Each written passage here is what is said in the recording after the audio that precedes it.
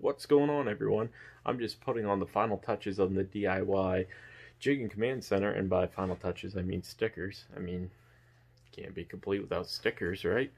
I'm just going to give a quick walkthrough on what I did and how I did it, and I can't wait to try it out on the ice. So here you go. I hate intros. Like, I really hate them. Really hate them. They're the worst. Brook trout, stonefly and brown trout pattern. Maine and brook trout pattern. The idea behind the jigging command center was I had bought this underwater camera a couple years ago. Came in a really crappy case. Didn't like it. It was really small. It was sketchy because it could go down an 8-inch hole even. Ended up picking up this deeper Chirp, which is a new thing that just came out this year. The Chirp is pretty sweet. It has a narrower beam, so it's really good for a flasher setup for ice fishing, and that was like the thing that sold me on it. I know a lot of guys that I fish with have the Deeper Pro, and they love it, and it's a great thing. I've fished with them with it, and it works great, but I've ice fished with them, and it wasn't great. So this has a lot narrower beam. It's going to be a lot better for the flasher setup, and you're still I'm running a split screen here. You've got a bunch of options with your flasher. You can run it like any other flasher. I'm mainly targeting brook trout, crappie, perch, burbot, cusk, and togue lake trout. So first off, we have the underwater camera screen oriented directly above a cell phone on a wireless charger, which is connected to the deeper Chirp ball, and that's got your fish finder and your flasher.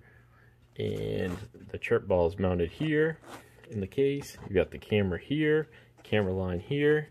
You got the Markham underwater camera panner, and I've got that switch on here on Velcro, so you can remove it if you need to, but it's going to pan just like that, which is going to be a great help. I just picked this up couple weeks ago. That was the biggest downfall of my camera, was having to get out of the shack and turn the camera manually and pack snow on it to try to keep it there, and then only to have it move later on. And it's a huge pain. Try to keep it in the jigging area, focused on that. So that's going to be a great help. I know it is.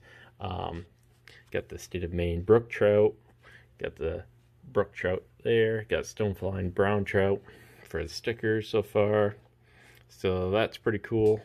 On the outside, the case is a Plano gun guard. It's a pretty cheap case. Ended up running stainless hardware on it, painting over it. So I've got the stainless screws and the finish washers to help from pulling through. That's mounted on the wireless charger and the camera screen. Probably gonna upgrade the box eventually to something a little bit better and more rugged. But that's the gist of that whole jigging setup. This was a 7-foot medium fast Lews spinning rod that I repurposed because it broke when the tiny boat caught fire. It had an issue with the trolling motor wiring. Had this rod out in the water, and the fire happened. Threw it in the rod holder to tend to the fire, and the boat was still under power, and it broke the rod. It was a great rod. Didn't have a whole lot of time to fish with it, but it was really great for the money. Not a huge expensive rod, under $100. So I wanted to repurpose this.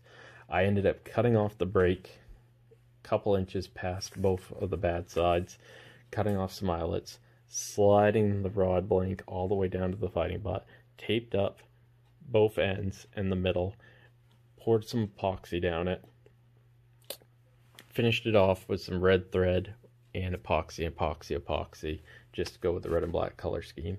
Hopefully that's going to give me good backbone, good strength, and good sensitivity. Those are the 3 S's that you really need in a rod. Hoping to feel some good bites with it still by going all the way through, so that it goes past the rod seat and all that. The spinning rod is now got a bait caster on it, because a lot of the lake trout guys that fish 100+ feet of water recommend running a bait caster so that you can have more line. Most of the areas I fish are 60 to 120 feet of water. running this Suffix 832 ice braid. It's supposed to be a little more water repellent than most braid. You still have your whole no stretch, good sensitivity of braid without the absorption of water, which is going to keep your line from freezing up. Most of the time I'm fishing in a shack. This is a 48-inch rod, so it's going to be tough to fish out of a shack.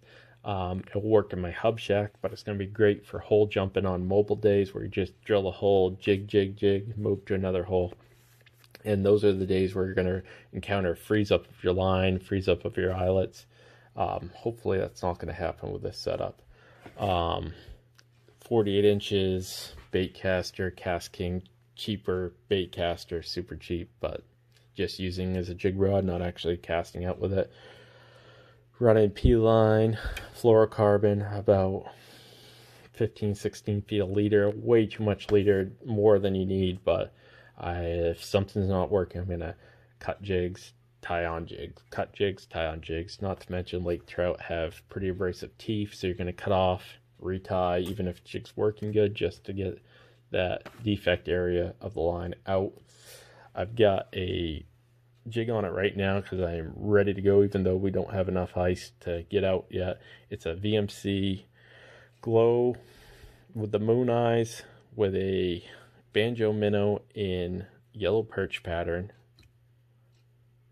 improperly rigged for a banjo minnow, but hopefully it's going to be my first one I'm going to throw down there, and then probably a chartreuse jig of some sort. But I can't wait to try it out. I think it's going to be a sweet setup.